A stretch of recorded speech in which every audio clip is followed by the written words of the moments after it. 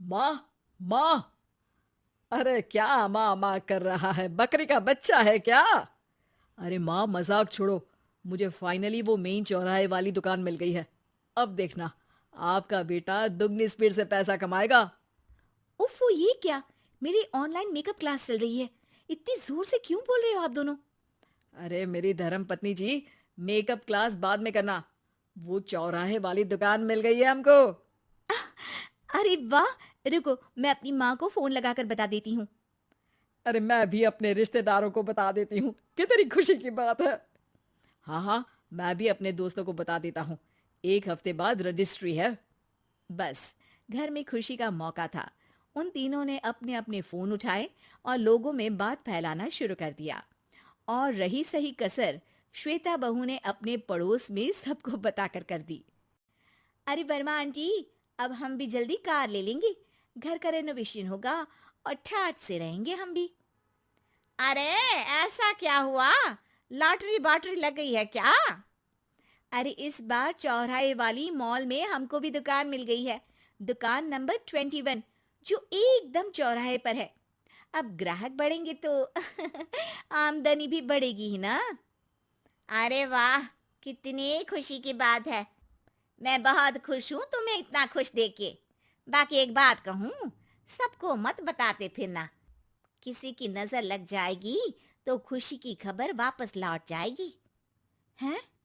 ऐसे थोड़ी ना होता है। अब डरा रही हो। अरे सही कह रही हूँ। काली नजर कहते हैं इस चीज को, जब आप किसी को कुछ बताओ और वो काम बिगड़ जाए। अरे लेकिन मैं तो। तुमने सबको बता दिया ना। हाँ, फोन लगा लगा के। अब बच के रहना।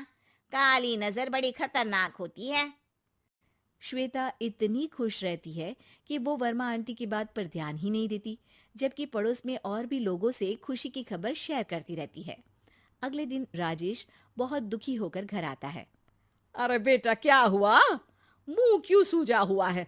मधुमक्खी ने काट लिया क्या? माँ, वो दुकान किसी और के पास चली गई। किसी ने ज्यादा भाव लगा दिया।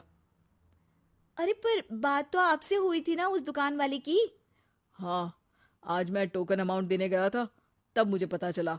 कोई आकर सुबह मुझसे पहले ही ज्यादा अमाउंट दे गया। हम्म, काली नजर। क्या? क्या कहा?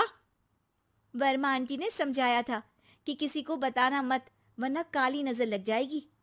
अच्छा, तुम्हें उनकी बात मान लेनी चाहिए थी। उनकी बात मान लेती, लेकिन उसके पहले ही सबको बता चुके थे ना हम तीनों। अरे अगली बार से ध्यान रखेंगे। कोई भी नई चीज होगी तो किसी को नहीं बताएंगे। तीनों कुछ दिन ऐसे ही रहते हैं, पर एक दिन श्वेता को एक मेल आता है। राजेश, मेरा ऑनलाइन मेकअप कोर्स कंप्लीट हो गया। अब मैं खुद का पार्लर खोल सकती हूँ। अरे वाह, अपने मोहल्ले में ही खोलते हैं। ये जो घर के सामने दुकान है ना, वहीं। हाँ, यहाँ सस्ती भी मिल जाएगी। अगले दिन श्वेता वर्मा आंटी के पास जाती है, मिठाई का डब्बा लेकर। अरे आओ आओ, कैसे आना हुआ? जोर से नहीं बोलूंगी। वो सामने वाली दुकान है ना, वहां मैं अपनी पार्लर की दुकान खोलने वाली हूँ। उसकी मिठाई है। अरे वाह, बहुत बधाई हो तुमको। हाँ, मैं कमाने लगूंगी तो राजेश पर पूरे घर का बोझ नहीं रहेगा ना आंटी जी। ये तो है। पर ये बता कि तूने ये बात किसी और को तो नहीं बताई ना? अरे नहीं नहीं, पिछली बार गलती कर दी थी। काली नजर लगी किसी की और राजेश के हाथ से वो दुकान चली गई थी। सबको मत बताना। चलो मैं चलती हूँ, कल दुकान की बात करने भी तो जाना है। अगले दिन श्वेता दुकान के लिए मालिक से बात करने जाती है। अरे लेकिन दुकान तो हम कल रात को ही किसी को दे चुके हैं। कल ही? हाँ, कल ही। 2 दिन बाद कोई यहाँ पार्लर भी खोल लेगा। अब कहीं और दुकान देख लीजिए। अरे पर हमको भी तो पार्लर ही खोलना था। हाँ भाई, ये एक ही दुकान है। आधी आधी तो नहीं दे सकता ना मैं। राजेश और श्वेता घर पर हताश होकर आ जाते हैं। इस बार तो किसी को बताया भी नहीं था। अब किसकी काली नजर लग सकती है? सुनो, तुमने माँ को बताया था क्या? अरे कैसी बात कर रही हो? माँ की नजर थोड़ी ना लगेगी।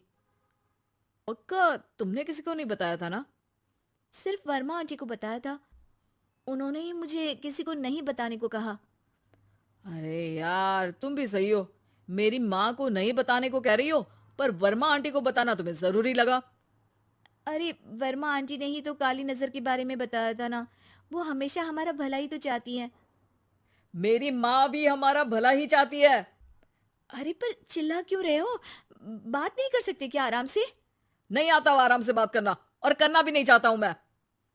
दुकान जाने का दुख गुस्से में बदल गया था और राजेश और श्वेता में बात बंद हो गई थी। 2 दिन बाद मोहल्ले में पार्लर का इनॉग्रेशन हुआ, जिसमें मोहल्ले के सभी लोगों को बुलाया गया। पर श्वेता, राजेश और माँ नहीं जाते। माँ, अंदर आ जाओ। क्या देख रही हो? अरे नया पार्लर देख रही हूँ अपने आंगन से। देखो, माँ को दूसरे का सुख देखने में कितना मजा आ रहा है। मेरा दुख नहीं दिख रहा इन्हें। यहाँ मेरा पार्लर भी तो हो सकता था। अरे चुप रहो यार, हर बात में लड़ाई क्यों ढूंढ रही हो? राजेश और श्वेता फिर बहस करने लगते थे। तभी माँ ने दोनों को बाहर बुलाया। अरे जरा देखो तो, दुकान चलाने वाले का बोर्ड पर नाम क्या लिखा है? श्रुति वर्मा। गाड़ी निकाले बेटा, हमें कहीं जाना है। काली नजर का इलाज कराने। राजेश अपनी बाइक निकालता है। तीनों ट्रिपलिंग कर रहे हैं। माँ राजेश को उस मॉल वाली दुकान पर लेकर जाती है जहां राजेश अपनी दुकान खोलने वाला था। यही दुकान लेना चाहता था ना तू? हाँ, पर इनको भी दुखी करने लेकर आई हो क्या यहाँ पर दुकान दिखाकर? वहां काफी नहीं था? अरे श्वेता, थोड़ा सब्र रख, अभी पता चलेगा कि हम यहाँ क्यों आए हैं।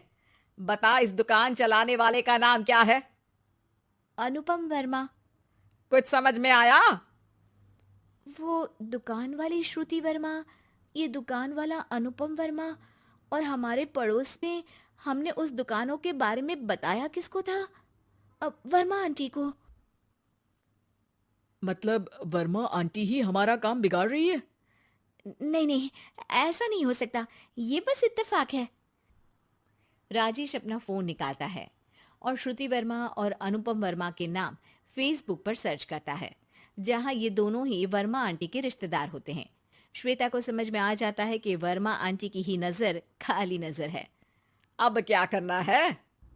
कोई भी खुशी की खबर हो तो काली नजर से बचना है, यानी वर्मा आंटी से बचना है। अरे पर मुझे ये समझ में नहीं आया कि वो हमारे साथ ऐसा क्यों करेंगी। अरे बेटा, एक सीख है, दूर के आदमी को आपकी तरक्की से कम परेशानी होगी, पड़ोसी को ज्यादा। दोनों माँ की बात